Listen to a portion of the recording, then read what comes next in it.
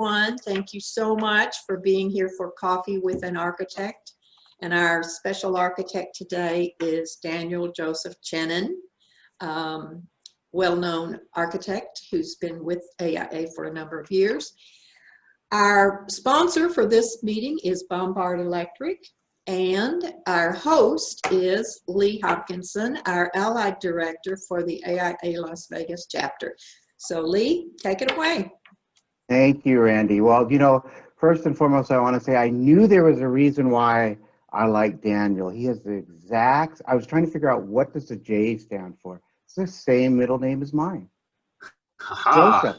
Yes. And after today's meeting, I'll send out my ATM Social Security number and birthday so you guys have all my information. All right. Hey, thank you, Bombard Electric. Do we have anybody from Bombard Electric on so that they could say a little spiel about themselves? And we want to acknowledge them for sponsoring today's Coffee with an Architect. Is anybody on? Afraid not. Okay. Well, we still thank them and we'll still take their money. How about that? So Daniel is our end of the year Coffee with an Architect. And before I kind of open this up, I do want to thank everyone who has come along this journey with us as we started in March. It's been an incredible 2020 with 2021 promising to be even more optimistic. Let's just put it that way. Having said that, we're looking forward to expanding this in 2021 to incorporate more of the membership, maybe do some more panel discussions, kind of mix it up a little bit. But I say that with the acknowledgement that this is all about us, meaning you guys are included, right? So I am very, very open to whatever ideas that you guys may have from the membership on, hey, Lee, have you thought of this? And this would be cool if we tried this. You know, we'll try anything at least once, and if it works, we'll continue to do it, which is pretty cool. But having said that, Daniel, I want to welcome you, sir, to the last Coffee with an Architect, and give you the opportunity to just say hello to everybody, and we'll go from there. Well, hello, everyone. Thank you for taking the time this morning to join us for some coffee and conversation. I'm not sure exactly where the conversation will go, but I think that's the exciting part about these events is, you know, the dialogue that we're going to have, and it will change depending on the attendees and the architects. So curious to see where we go with this. Excellent. So as normal, I do have some questions that can start the conversation, but if somebody is dying to be our first person to engage in conversation, I open up the floor and ask for them to speak up. Hey, Lee, it's John Dumasnell with Sherwin-Williams. I'll start. So, hey, Daniel, so, you know, the news that we keep seeing is so up and down with, you know, optimism and then, you know, back to square one. What are you seeing with your clients? What is their approach? And are you continuing to see projects moving forward and new stuff on the horizon? How is that playing out? Yeah, we have not seen, you know, at the beginning of the pandemic, I guess we could say maybe that would be March. We didn't really have much concern from clients with the projects that we had at various phases, whether they were in design or construction. Our company does architecture, interiors, and furniture selection and procurement. So it's kind of 3 projects in one for any one given project if we're doing full scope. And on all of those projects, the only dip or concern that we saw was when we were looking at the furnishings for some of these homes that we're doing, like a 20,000 square foot house could have a $5-6 million furniture package. And we had some concerns about maybe looking at tidying up the budget. But as the pandemic kind of duration extended and people understood what they were in for, I think at least our clientele was more relaxed and willing to go back to original budgets. But in terms of actual work, we didn't see any decline in work. We actually have been seeing an uptick in interest, at least on the custom residential side. I think the fact that everyone's been sitting at home, either unhappy with their current living environment or wanting to remodel or whatever the case may be, has really blown up on our sector from custom residential. Last month, I think we had the highest volume of calls and inquiries than we've had in the past 6 years. There was a week where I literally had a new client meeting every single day. So I think, the confidence from clients in the residential sector is very, very strong. Good feedback.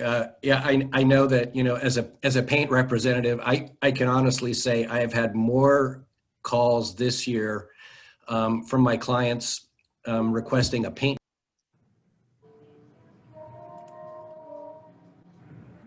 I think John's getting another call from his client right now. I think I accidentally muted John. I'm sorry. Oh, that's okay. So I was just saying, I agree with you, Daniel, in that respect. I've received more calls and emails from my clients this year requesting a paint discount, for a renovation or a remodel. So you're right. I think for those of us sitting at home, we're looking around and maybe not looking too close, but it's been very very busy on the residential and the DIY side of things for sure. Absolutely.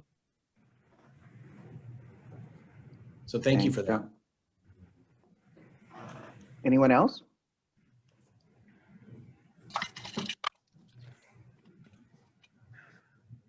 So Daniel, this is Adriana, and I am a structural engineer, senior vice president of Innova Technologies. So we're structural engineers in town. So I studied a little bit your website, and you do hospitality and commercial also, but as I heard right now, it's mainly residential, is that right? And Yeah, when we first started out, I would say we were probably 95% hospitality, because the company that I was a director prior to starting my own firm was a specialist in interior design for the hospitality sector.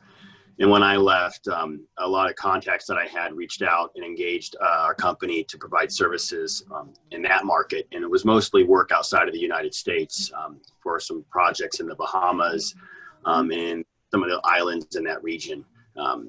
But as word grew that I left that company from a hospitality standpoint, they were notorious for turning down clients that wanted to do residential projects, because that company was specifically made for hospitality interiors. So as more and more people discovered that I was available to do work and able to create work that still had the same rigor and mindset of that commercial hospitality kind of vein, but in a custom residential project, that's kind of how our company really grew into being dominated by doing more residential work than the hospitality commercial. so is your residential is basically here in Vegas. Can you expand where else you are? I know you have done all over, but can you expand on that? Yeah, we have some residential work that we've done in Vegas and in Florida. I'm licensed in several different states, but the bulk of the work that we do from a residential standpoint, at least when we're talking architecture, is here in Vegas. We do residential work where we just do the interiors with other architects. And that might be in Aspen or in California and other locations. But in terms of the full service, where it's architecture, interiors, and then the furniture, fixtures, and accessories procurement, a lot of that is specifically here in Nevada, Las Vegas, in Henderson, in markets like Ascaya, or in Las Vegas, in markets like the Summit Club. Mm-hmm. Cool, very nice. Hey, Daniel, maybe sticking on that, maybe dovetailing a little bit off of what Adriana was speaking on. And, you and I, when we talked last week, really talked about the kind of the housing residential market in Las Vegas right now is really unbelievably in a different state of mind than maybe somebody would think it would be, considering the current pandemic that we're in. How is the effect on the Las Vegas market, and specifically maybe from your perspective, custom homemaking, when it comes to the exodus of California and looking for any of the Rocky Mountain states to host, their new living accommodations? Do you see a lot of them coming to Las Vegas, and has that changed how you go about maybe designing, not designing homes, but certainly getting your clientele?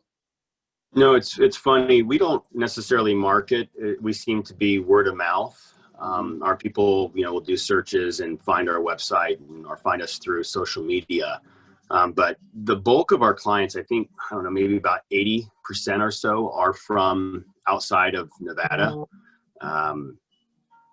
Whether it's Southern California or Northern California or back east somewhere, it kind of varies, but we were seeing a lot of inquiries prior to the pandemic. And of course, a lot more thereafter from people just, not feeling safe in California for whatever reasons, with, some of the riots and things that were going on. But also from a business standpoint, tax standpoint, it seemed like people were wanting to move out of the state and look at other states that had a better tax incentive or structure to conduct business in. So a lot of our clients that were moving out of California, specifically, we're finding places like Nevada to not only make their personal home, but also their business home as well. Excellent. Thank you, sir. Any other questions from our attendees for Daniel? Hey, Daniel, it's Stefan Quad with KEG. Regarding hospitality, I know you were in that business pretty heavily years ago, but are you foreseeing any new casino design work once the pandemic is over, or do you think it's going to be a while before that ramps back up? From the feedback that I've been receiving from colleagues and friends that are in that sector, it seems like while they may have slowed down the machine a little bit, they're still moving forward because projects, they take time to design, to execute, to construct, and all of that. As we all know, it's not something that happens overnight. So I think there are still people planning to move forward in that sector. But how they're planning to move forward, what projects they're bringing online, and how they're deferring them, I think is what's changed. But I don't necessarily see a slowdown. My assumption is that the hospitality market will probably pick back up within 18 months or so once the vaccines start rolling out. That's just my personal opinion. Because I think there's those, again, just like the uptick that we've seen with people that are sitting at home wanting to redesign or start a new project. I think there's a lot of people that are going to want to get out and have an outlet to, vent in our city with different venues that we have, whether it's restaurants or clubs or, all of that. I think that there's going to be a lot of people that will still want to come out for that. Thanks. This guy can do this, see what he has, have him get a bunch of free work out of him, and maybe we'll get an idea, and then maybe we'll hire him. Mhm. Yeah. I can barely hear. Hey, Joyce, are you? I Okay. think, yeah, she just went on mute. Thank you, Joyce. Thanks for that question, Stefan. Any other questions? If not, I'll throw another one out there. Yeah, I was just going to ask, hey, Go ahead. Daniel, what can you, morning, what can you tell us about your brand ambassador, Allie? Oh, that she is a very loving cavalier. We've had her for almost 13 years now. And, she's unfortunately in retirement at this point. She's has paralysis in one side of her face, and she can't hear anymore, but she's still just as happy to test out the ergonomics of a piece of furniture or the softness of a fabric. That's great. That's great. Yeah, she used to come in the office every day, and the past, I don't know, 8 months or so, she's been staying at home. With everyone working remotely, she was always in the office just because I didn't want to leave her at home. But now my wife watches her at home, and it's she's just a little bit too old to come to the office and come up and down the stairs. Well, it sounds like it's well-deserved time off. Yeah, End of a career. Mm-hmm. yeah, she's in her golden years now. May we all be that lucky in our golden years to enjoy the furniture of our work. Hey, great segue, Daniel, in regards to working remote. How do you foresee your team, moving post-pandemic? Are you going to move people back to the office? Are you going to continue with the remote workforce? Is it going to be a hybrid of that? And then how specifically maybe for this allied membership, what would be the best way for us to engage with you, and maybe towards the end of this pandemic, but certainly in a post-pandemic? Sure. So we're still working in the office. Obviously with social distancing, we're not a big team, but we have a large enough office where everyone's desks are 6 feet apart, and everyone wears masks and takes precautions. But we do have some people working remotely right now, and we're I guess we're really at a hybrid with some people remote, some people in the office. We're used to working remote. A lot of our team has come from that commercial hospitality environment where projects that we were all collaborating on were not local. So everyone was already experts in digital meetings and looking at site photos via Procore, etc. So it didn't really change. It was more of just a dynamic of our team kind of figuring out how to work remotely with each other versus our consultants. And design development and construction documentation was pretty straightforward. The design side of things, to start a new project and design with a team when usually we're in the same space at a conference table, shoulder to shoulder, and we're able to sketch and overlay trace. That process was a little bit more challenging and tricky to figure out, but we managed to pull through. It took a little bit longer than what we had anticipated to kind of get the workflow going, but I think now at this point, we're pretty used to working remote. It's not ideal. I would prefer to work in the office with our team. It's just so much more easier to be hands-on and have multiple conversations at a time. But I think we'll continue to work remotely and or in the office as a hybrid. As we move forward into next year and as the vaccines come online. But my personal wish is for everyone to be here. It just we work better when we're all in the same space. Great, thank you. And then their second part of your question was about vendors. We're still seeing vendors. Obviously we want to schedule it in advance. So if we do have people that are working remote, they could come in that day. But we're not necessarily seeing everyone. We're seeing more specific vendors that are relevant to projects and specific needs that we have at this moment in time, just to limit exposure. I always cringe when someone calls and says, "Hey, I just flew in. I want to come with you in your office." And it's like, what are you bringing with you besides product? Yeah. Wisely. Cringing wisely, I might add. Cringing wisely. How do you, and I guess another great segue, how do you foresee, with people traveling, do you foresee that opening up next year from your perspective? Yeah, I think so. We've had specific requests from certain clients to travel ourselves. We've had staff travel for personal and business purposes. I think it'll be a slow start, but at a certain point, unfortunately, this will all be a distant memory of a bad dream. I think the world will be forever changed with how people interact, but I think that we will all overcome and move forward with our lives and with where we were before this. Great, thanks. There is appreciate that background, Daniel. I was curious because that gives me a little bit more perspective too from a hospitality on the travel, right? Are people feeling more comfortable? So thanks for that. There's a question from Eric. Hey, Daniel, gotten any competition or cool extracurricular projects lately? Sounds like you may be too busy, but I guess he's asking about some cool projects that you're working on. Yeah, we're always doing fun stuff. We have one that's a little bit of an extracurricular activity.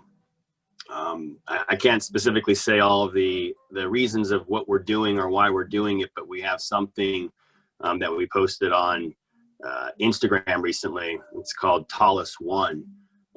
You could equate it to a case study, and that's about as much as I could say on the project. But we're always looking for competitions or for interesting projects to work on. We have a specific company that we're working with from a development standpoint on a couple concepts, and as well as the typical work that we do from our paying clients. So we're doing a little bit of everything.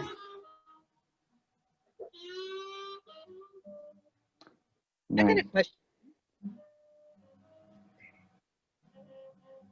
I don't know who that was. Go Hello? ahead. It's Casey. Sorry. My condo's doing they're doing like work outside, so I don't want to be on mute. So my question is new home builds and people who are remodeling their homes, especially the new home. Do you guys see if people are buying like the basic model and not doing any of the upgrades, and then hiring your designers to come in and redo how they want it? Are we seeing that more now, especially since people are, working from home more and definitely enjoying their home as well? It's hard to say. The bulk of the work that we're doing is new construction. The remodels that we have done have been complete guts. So when I say complete gut, I mean ripping off everything down to the drywall, and then relocating rooms and re-saw cutting the slab and moving plumbing around. So it's pretty extensive. It's almost akin to creating a custom home inside of a track home. So on the lighter DIY side, I don't know really where people are, but I could only imagine that I would suspect that you would see it at all levels, and like before and after. There are people that are going to want to be more hands-on with a project. Are there going to be people that just want to move in with it complete? So that would really kind of, I think, would vary based upon the homeowner and what their aptitude is for taking on a project.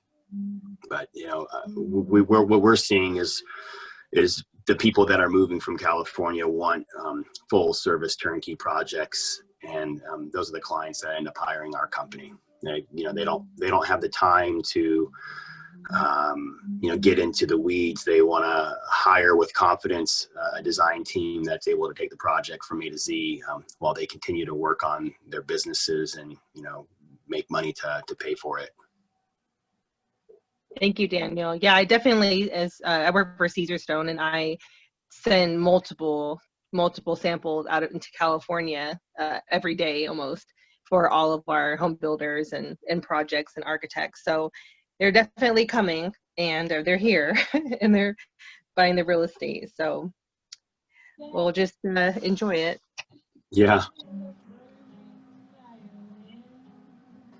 Excellent. Excellent. Hey, Daniel, it's Nicole. Hey, Nicole. I have a question for you. So on some of your projects that you're doing, do you see that now that people are working remote and kids are at home, do you see them creating spaces that are more conducive to that?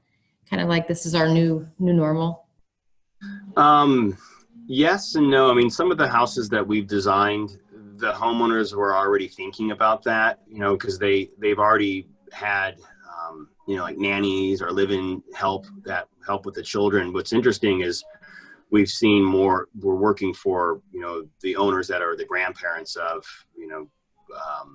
newer children, and they're wanting their homes to have that same flexibility. So they're having extra spaces designed so that way if their children are visiting with their grandkids, for an extended amount of time, that they could even have help with them to supervise and watch the kids. So I think the answer in short is yes. But it varies to a different degree depending on the client, what they're looking for. We've had some clients, and we had a client recently that we literally went through the entire design process and designed an awesome bachelor pad that was supposed to be a weekend home. And, we got through construction documents, and then the conversation was like, yeah, I'm thinking about, a whole life change. And I'm thinking about this home as being a full-time home, and I'm thinking about kids. And it's like, well, we got to design a new house because this is not. And, so now we're going through the process of starting over with a whole different mindset for this particular individual. But I would say long and short, the people with kids are thinking a little bit differently about the spaces, looking at more home offices. in like, I don't know if you want to call it a rompus room, but rooms that, you know, Your rec room.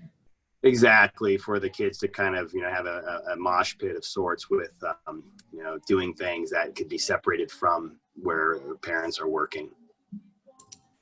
Interesting. Thanks. I love having these Zoom meetings where you're seeing people working from home. Like I got to see Angela's dog. I don't know what kind of dog, but the top head was beautiful. So Angela, thanks for bringing him to the meeting. But you never know who's going to pop into these meetings, right, when people are working at home. Sorry, that probably wasn't the professional thing. It was perfect timing. It was perfect. It was perfect. Hey, we're getting at the bottom of the hour. I want to ask if there's any final questions or comments for Daniel from anyone. Want to be respectful of everybody's time. Daniel, any further commentary you'd like to add, sir, as we get ready to close? No, I mean, the big thing is, you know, to all of you out there that, you know, have products or services that, you know, we could potentially benefit from or collaborate on.